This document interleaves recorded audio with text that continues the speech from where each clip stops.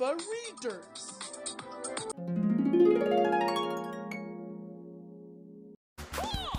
Look! Pete. How does a dinosaur keep his best friend when a terrible fight just might signal the end? Does he scribble a note with a horrible scowl? Does he wipe muddy feet on his friend's favorite towel? Does he tear up a book that his friend let him take? Does he throw his friend's lunchbox straight into the lake? Does he write on the blackboard a very bad name? Does he tell all the kids that his friend is to blame? Does he kick his friend's bike? Does he egg his friend's door? Does he push his friend hard so he lands on the floor? Does he scream? Is he mean? Does he spit? Does he spy? Does he fall on the top of his covers and cry? No, a dinosaur doesn't. He counts up to 10, then after a timeout, breathes calmly, and then he picks up his mess and he picks up the mug. But you held my hand tight when we walked in the store. I'll love you forever, my dinosaur. At recess, he plays with a number of friends and growls at the bullies till bullying ends. They wiggle while I work. Dinner disaster! You made such a mess! Would you stay up past bedtime? The answer was yes! They give a big hug, then give one kiss more. Good hugs and more. Keep a friend, dinosaur. You've been such a great help. The end.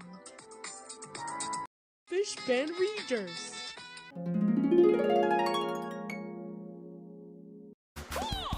Look! Pete. How does a dinosaur learn to be kind, whether at home or at school or at play? Does he climb up too high? Or jump on his bed? Does he race on his bike with no helmet on head?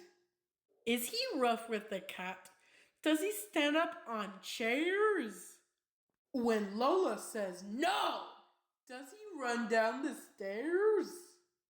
If anyone dares him, does he always try to jump from the rooftop as he can fly? No, a dinosaur doesn't, and I'll tell you why. When crossing the street, he holds Mama's hand tight, and he's ever so watchful to cross with the light. He's careful with forks, knives, and spoons when he eats. He never goes off with the strangers he meets. When swimming with friends, he is careful to be right at the spot where his papa can see. He wears a good helmet when riding a bike. Takes bottles of water when on a long hike. Always kind, never sorry. In playtime and fun, our dinosaur knows how to dial 911. He's careful, not fearful, so here's a big roar. Stay kind and play kind, little dinosaur. You've been such a great help. The end. Orange Fish Readers. How do dinosaurs say goodbye? By Jane Yolen, illustrated by Mark Teague. Jane Yolen, How do dinosaurs say goodbye? Illustrated by Mark Teague. You woke in the morning in such a bad mood. Then sat at the table and fussed with your food. But then you blew kisses and waved from the door. I love you, my dinosaur. Out in the sand pit, you threw lots of sand. You ran from the slide after slapping my hand. But you suddenly turned with a smile I adore. Oh, I'll always love you, my dinosaur. You moped through your nap time and slept not a wink. You flooded the house when you played in the sink. But you got out the mop and then cleaned up the floor. I love you so much, little dinosaur. Off in the car, you kept kicking my seat. And when we got out, you were dragging your feet. But you held my hand tight when we walked in the store. I'll love you forever, my dinosaur. Dinner disaster! You made such a mess. Would you stay up past bedtime?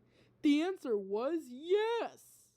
But when you smile sweetly and hold back your roar, when you kiss me and hug me, once, twice, even more. That's when you give love, and I know this is true, because that's how a dinosaur says goodbye. You've been such a great help. The end. Thanks for watching with us. Goodbye.